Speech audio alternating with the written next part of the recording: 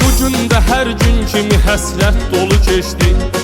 Bir addımda arzularımdan dala qaldım. Mənim talihim özü zülmət yolu seçdi. Mən o vüsal yolların artıq yola saldım. Çətindir gözləmək, heç asan deyil. Bilə-bilə ki gözlədiyim gəlməyəcək. Mənim xəyallarım ki insan deyil. Özü sənə gələcək, o dözə bilməyəcək.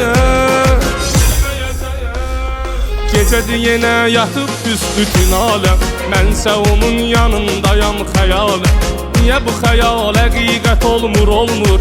İçimdə fəryad edir ahın aləm. Gecədir yenə yatıb büsbütün aləm. Mənsə onun yanındayam xəyaləm.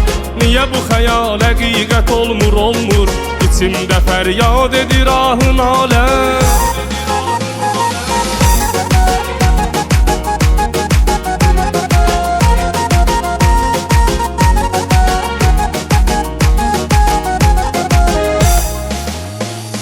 Mənim ürəyim kimsəsizlər evinə bənziyir.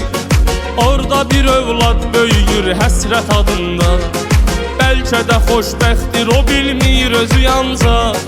Na boyda bir yük daşıyır qismət adında. Hərdən özündən küsüb incisə də, ona bu həyatıyla barışmaq qalır. Zaman tez keçib illər dəyişsə də, oysa heç dəyişməyib uşaq qalır. Gecədir yenə yatıb büsbütün aləm. Mənsə onun yanındayam xəyal. Niyə bu xəyal həqiqət olmur? İçimdə fəryad edir ahın aləm. Gecədir yenə yatıb büsbütün aləm. Mənsə onun yanındayam xəyaləm.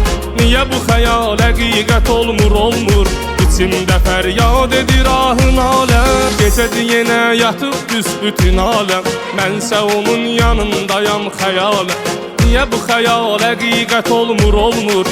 İçimdə fəryad edir ahın aləm.